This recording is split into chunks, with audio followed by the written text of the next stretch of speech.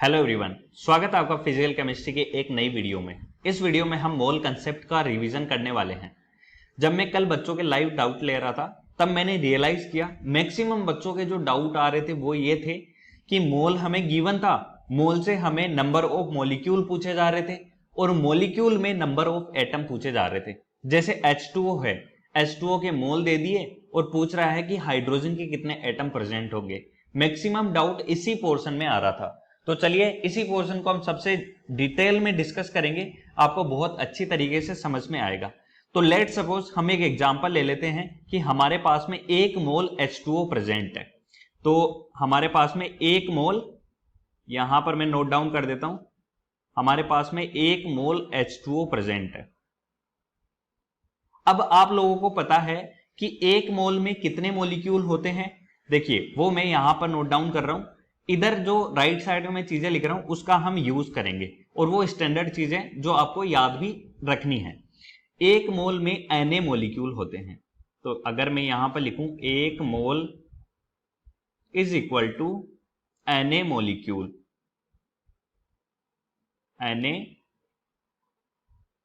Molecule, Na क्या है? Avogadro number, जिसकी वैल्यू है 6.02 इंटू 10 की पावर 23। इतने मॉलिक्यूल होते हैं 1 मोल में। तो अगर आपको मोल दे दिया जाए और आपको डायरेक्टली पूछा जाए कि इसमें कितने मॉलिक्यूल हैं, तब आप क्या करेंगे? डायरेक्टली मोल को मल्टीप्लाई कर देंगे Na से, आपके पास में मॉलिक्यूल आ जाएंगे। अब देखिए मैंने यहां पर लिया है 1 मोल H2O। तो 1 मोल H2O का मतलब क्या है? इसमें H2O के कितने मॉलिक्यूल हैं? आपको पता है H2O एक मॉलिक्यूल है। देखो यहां पर ये वाली चीज मैं नोट डाउन कर रहा हूं ताकि आपको बहुत अच्छी तरीके से ये वाली चीज समझ में आए। यहां पर मैं H2O, ये एक मॉलिक्यूल है जो 2 atom hydrogen, 2 atom hydrogen and 1 atom oxygen से मिलकर बना हुआ है। 1 एटम ऑक्सीजन से। अगर आपसे पूछे वाटर के 1 मॉलिक्यूल में हाइड्रोजन के कितने एटम है, तो आप बोलोगे कि 2 एटम है। और अगर आपसे पूछे पानी के 1 मॉलिक्यूल में ऑक्सीजन के कितने एटम है, तो आप बोल दोगे 1 एटम है। ये वाली चीज क्लियर है एकदम। अब देखिए हम क्या करेंगे, इधर मैं लिख रहा हूं 1 mole H2O is equal to 6.02 into 10 की पावर 23 मॉलिक्यूल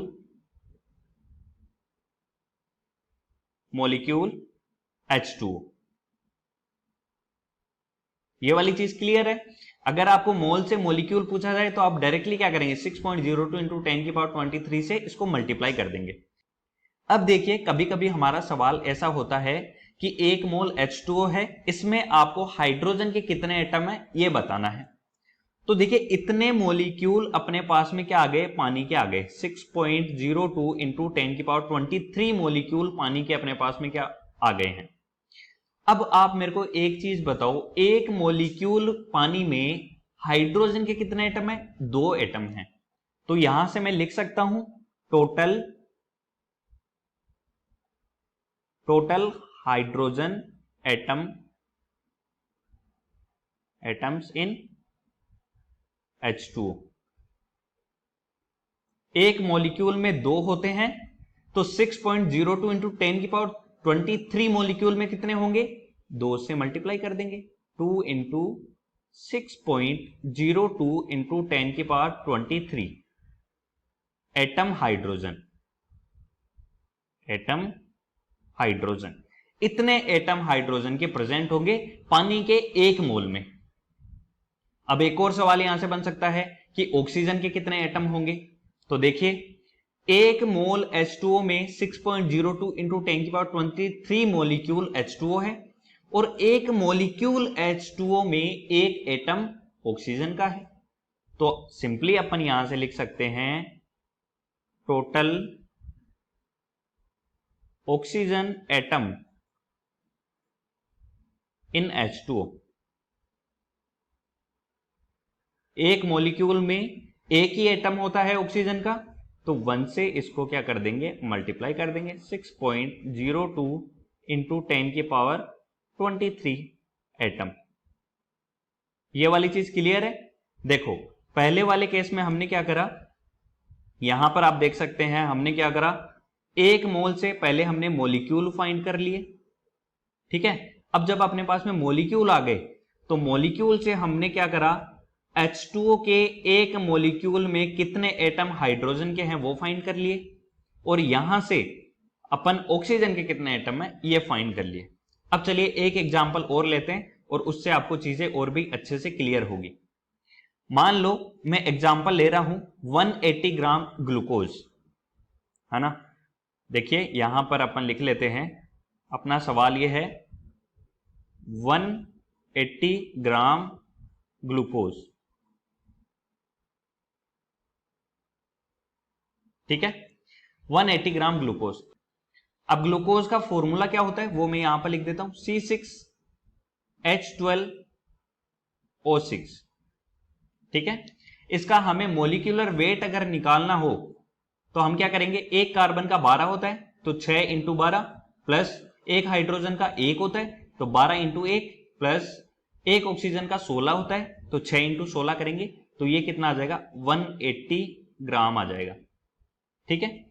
तो यहां से मैं क्या करूंगा, मोल ऑफ ग्लूकोज फाइंड कर लूंगा। तो देखो मोल ऑफ ग्लूकोज, तो यहां पर मैं लिख लेता हूं C6H12O6।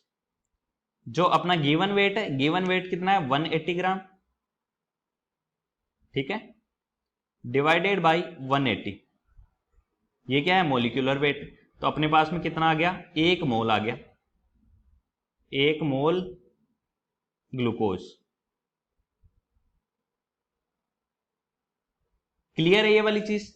अब 1 मोल ग्लूकोज में ग्लूकोज के कितने मोलिक्यूल होंगे, Na मोलिक्यूल होंगे। तो देखो यहां पर मैं नोट डाउन कर देता हूं ये वाली चीज भी, ताकि आपको अच्छे से समझ में आए।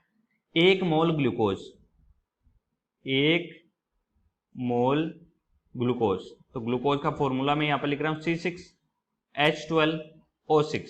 इसमें कितने मोलिक्यूल होंगे, Na मोलिक्यूल होंगे, और Na की वैल्यू क्या होती है 0. और Na की वैल्यू क्या होती है 6.02 इंटू 10 की पावर 23 मोलिक्यूल। ये देखो ये क्या है, ग्लूकोज का 1 मोलिक्यूल है, ठीक है। ऐसे Na मोलिक्यूल मिलेंगे, 6.02 इंटू 10 की पावर 23 मोलिक्यूल जब मिलेंगे तब जाकर 1 मोल ग्लूकोज बनेगा, ठीक है। अब देखो यहां से आप मेरे को देख के बताओ, ये अगर मान लो ये है 1 मोल ग्लूकोज, है ना, मान लो इसको मैं बोल दूं कि ये है 1 मोल ग्लूकोज, ये जो मैंने राउंड ऑफ किया है इसको मैं बोल रहा हूं कि ये 1 मोल ग्लूकोज है। तो आप मेरे को बताओ इसमें कार्बन के कितने मोल हैं, 6 मोल कार्बन है, 6 मोल कार्बन, है ना, और 12 मोल हाइड्रोजन, 12 मोल हाइड्रोजन और 6 मोल ऑक्सीजन के हैं। तो अगर आपको ऐसा बोला जाए कि 1 मोल ग्लूकोज है तो उसको आप कैसे पढ़ेंगे कि 1 मोल ग्लूकोज बनाने के लिए 6 मोल कार्बन, 12 मोल हाइड्रोजन और 6 मोल ऑक्सीजन जुड़ते हैं, तब जाकर 1 मोल ग्लूकोज बनता है, ठीक है। अब देखो यहां से मुझे निकालना हो कि कार्बन के कितने एटम होंगे, कार्बन के कितने एटम होंगे, तो हम कैसे बताएंगे, ये देखो इतने मॉलिक्यूल आ गए ग्लूकोज के अपने पास में, ये इतने मॉलिक्यूल आ गए। तो अब मेरे को आप बताओ 1 मॉलिक्यूल में 6 एटम कार्बन के हैं, ठीक है। तो अगर मैं इसको 6 से मल्टीप्लाई कर दूं तो मेरे पास में कार्बन के एटम आ जाएंगे।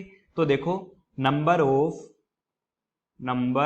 Of carbon atom, number of carbon atom में कैसे फाइंड करूंगा, 1 मॉलिक्यूल में 6 एटम कार्बन के हैं, तो टोटल अपने पास में इतने मॉलिक्यूल हैं। तो अगर मैं इसको 6 से मल्टीप्लाई कर दूंगा तो मेरे पास में नंबर ऑफ एटम आ जाएंगे कार्बन के, 6 इंटू 6.02 इंटू 10 की पावर 23, इतने एटम आ गए मेरे पास में कार्बन के।